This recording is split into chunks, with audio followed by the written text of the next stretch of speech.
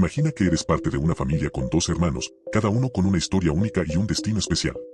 Así comenzó la historia de las tribus de Israel, los descendientes de los 12 hijos de Jacob, también llamado Israel.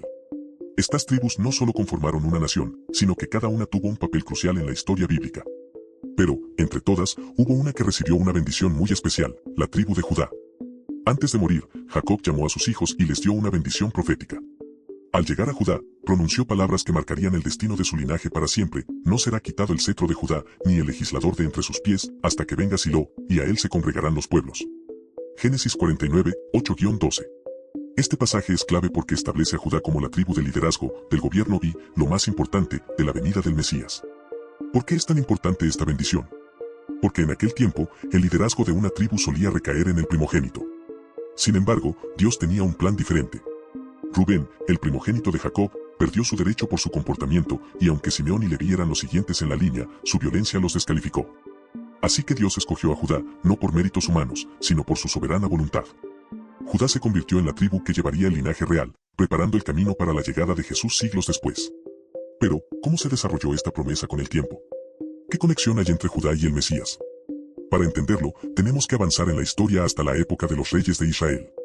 Ahora avancemos unos siglos. Israel ya no es solo una confederación de tribus, sino un reino con un rey elegido por Dios, David. Y sí, David es un descendiente directo de la tribu de Judá. Su historia es increíble, desde ser un humilde pastor hasta derrotar al gigante Goliat y convertirse en el rey más importante de Israel. Pero lo más relevante es lo que Dios le prometió a David en 2 Samuel 7, 12-16, yo levantaré después de ti a uno de tu linaje, el cual procederá de tus entrañas, y afirmaré su reino. Él edificará casa a mi nombre, y yo afirmaré para siempre el trono de su reino. Esta promesa es clave porque establece que el trono de David no terminaría con su muerte, sino que tendría una continuidad eterna. ¿Y quién podría cumplir esa promesa? Ningún rey humano, por supuesto, porque todos terminaban muriendo y sus dinastías desaparecían. La única forma en que esta profecía se cumpliera era que un rey eterno llegara a ocupar ese trono. Ese rey no era otro que Jesús. Los evangelios de Mateo y Lucas presentan la genealogía de Jesús, y en ambos casos vemos que su linaje se remonta a David y, por ende, a Judá. Este no es un detalle menor, sino una prueba contundente de que Jesús es el cumplimiento de la profecía que Dios había dado siglos antes. Pero esto plantea una pregunta interesante: si Jesús tenía que venir de una tribu específica, ¿por qué no de otra? ¿Por qué no Leví, la tribu sacerdotal, o Benjamín, que tuvo grandes líderes? Veamos por qué Dios eligió a Judá y no a otra tribu.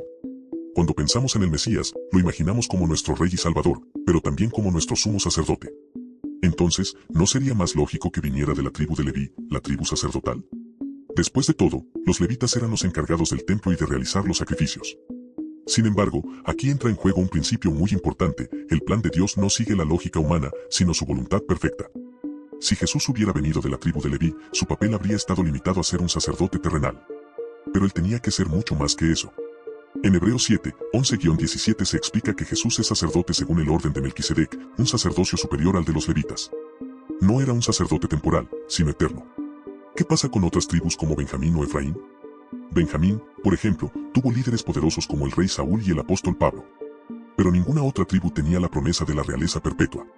Solo Judá recibió la profecía de que un gobernante eterno surgiría de su linaje. Con esto en mente, podemos ver que Jesús no solo tenía que venir de Judá por la profecía, sino porque su rol iba más allá de ser un sacerdote terrenal. Él tenía que ser el Rey de Reyes y el Señor de Señores. Y ahora que sabemos por qué no pudo venir de otra tribu, veamos cómo Jesús cumple exactamente la profecía dada a Judá. Llegamos al momento culminante. Jesús no solo nació en la tribu de Judá, sino que cumplió cada una de las profecías dadas sobre ella. En Apocalipsis 5:5 se le llama el león de la tribu de Judá, un título que representa su autoridad y poder. Durante su ministerio, Jesús habló con autoridad, sanó enfermos, resucitó muertos y enseñó con sabiduría divina. Su llegada no fue solo para gobernar como un rey terrenal, sino para establecer un reino espiritual que jamás tendría fin.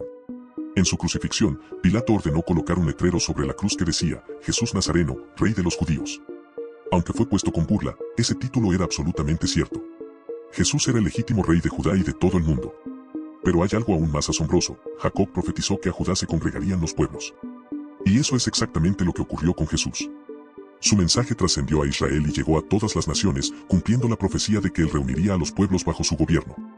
Ahora bien, ¿qué significa todo esto para nosotros hoy?